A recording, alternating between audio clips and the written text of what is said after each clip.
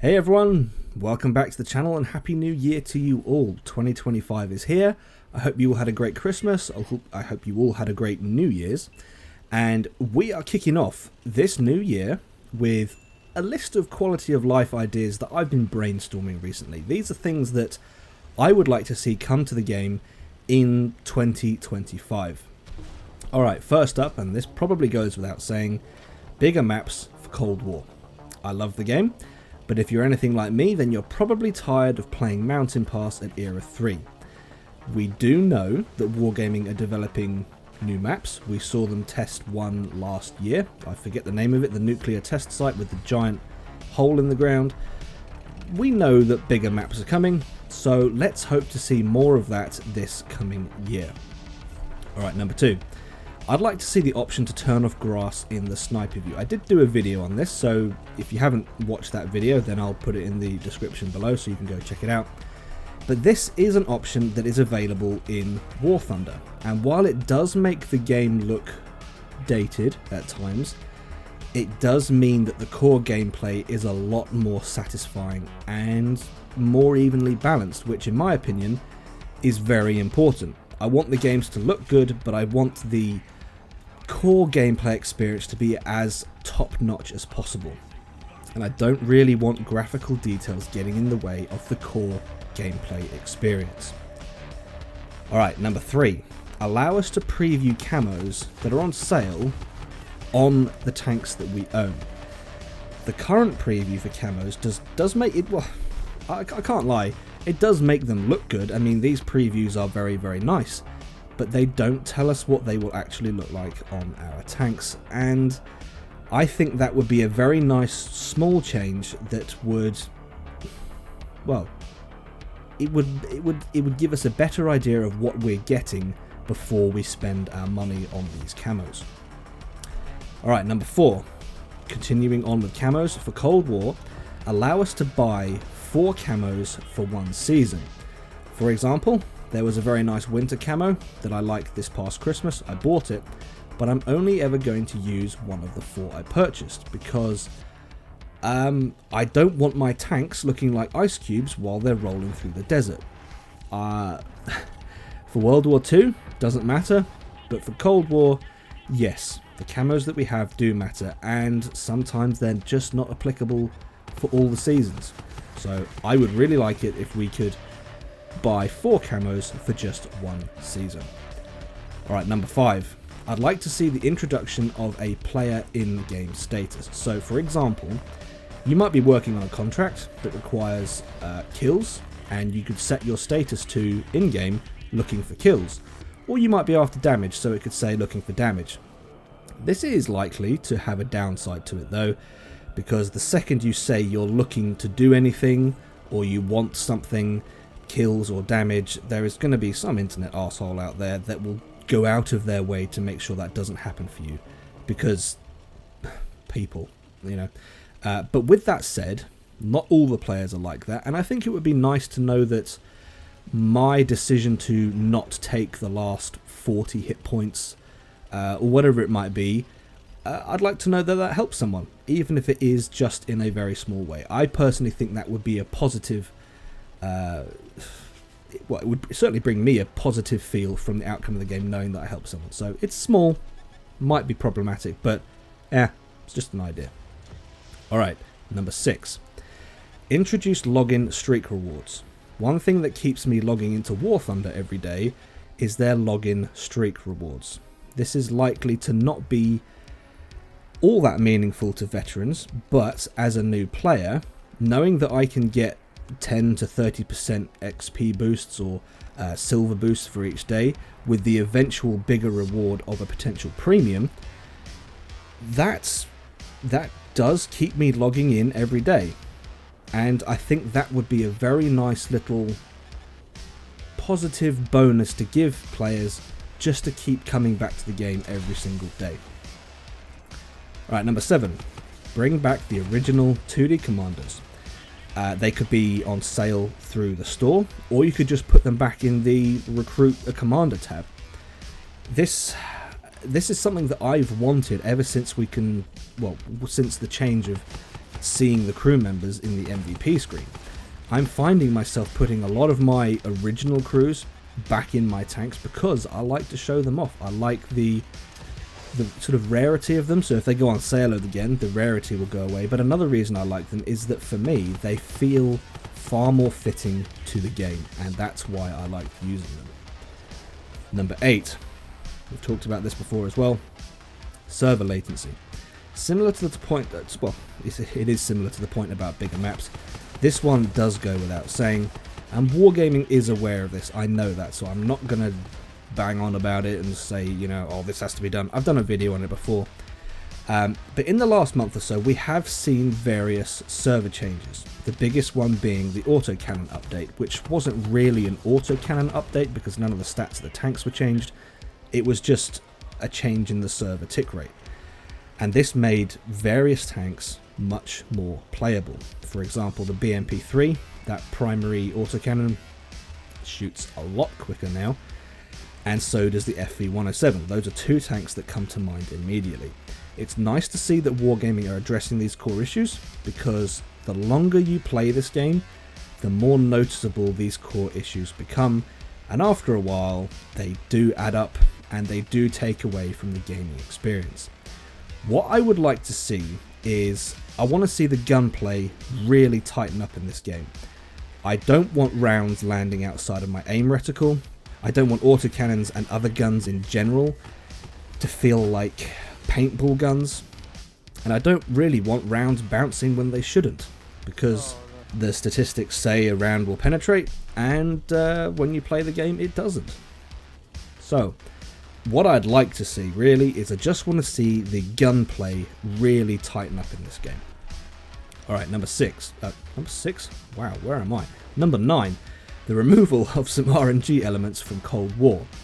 To start off with, I'd like to see this tested. I don't want to see this just boom, you know, change the game.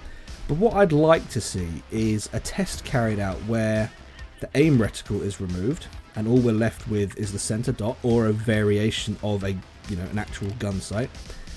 And I'd like to see a game mode where, or a test where every shot goes exactly where you aim it.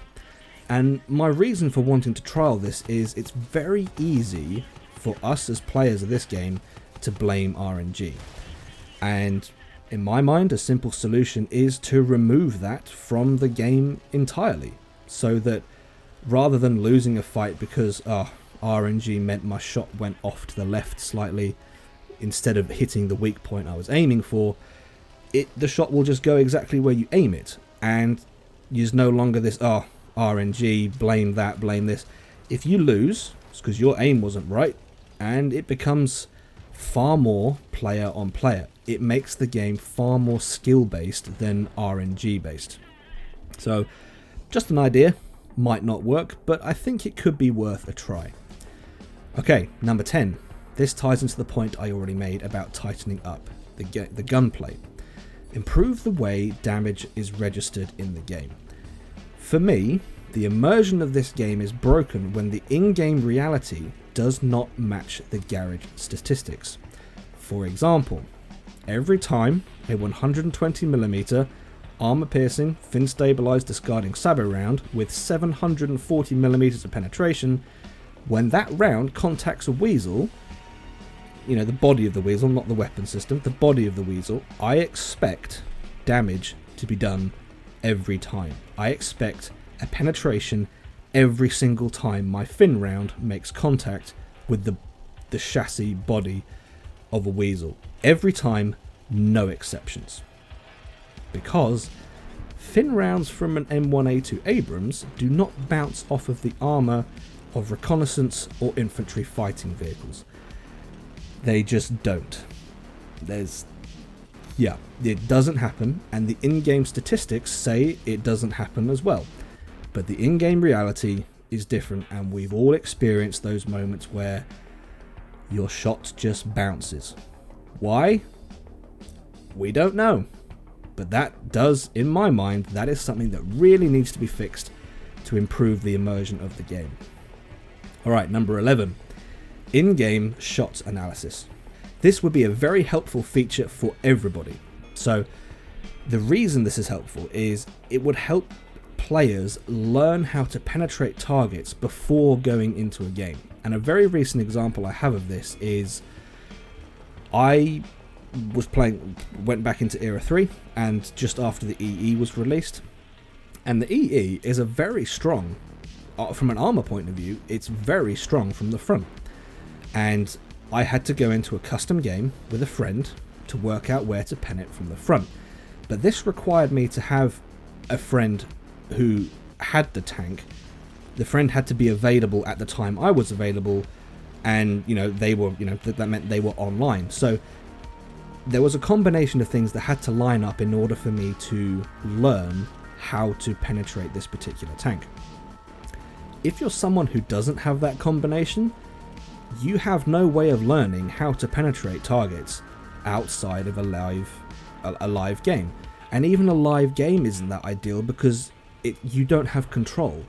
If they're just hull down facing you from the front, you're going to put 5, 6, 7 shots just working out where to go, and in that time you're dead. You don't have the time, you don't have the control of the situation to learn where to penetrate things. So if we had an in-game shot analysis tool, that would be very useful for improving player skill all round, just for every player that plays this game. Number 12, allow us to turn off custom crew voices and custom tank skins. Some folks love the custom voices, some folks love the custom skins, but there are also those out there that don't. And a very recent example, this was a comment left on one of my videos, and I apologize, I can't remember who it was, but if this was you, I'll give you credit. The Emissary. It's a great Era 1 premium, but if you're not a Star Trek fan, then the custom skin is off-putting. So if a standard version were released alongside the custom version, or we just had an option to just turn off the skin, then there would likely be a lot more sales of the tank, because sometimes the skins put people off. And if you're put off by a tank because of what it looks like, not how it plays, then that's a sale down that could have been made. So the same applies for the commander voices as well. It's not always, in my mind, some of the crews look funky, and their voice lines are certainly not fitting for a tank game. I'll put it that way, that's just my opinion. So if we had the option to turn those off, that would give people far more control over the customization of their setups, which in my opinion is a good thing. Alright, number 13. Provide the MOE requirements in game. Earning marks is frustrating at the best of times, largely because it's a guessing game and the player base seems to have a cap addiction. Yeah, that is a problem.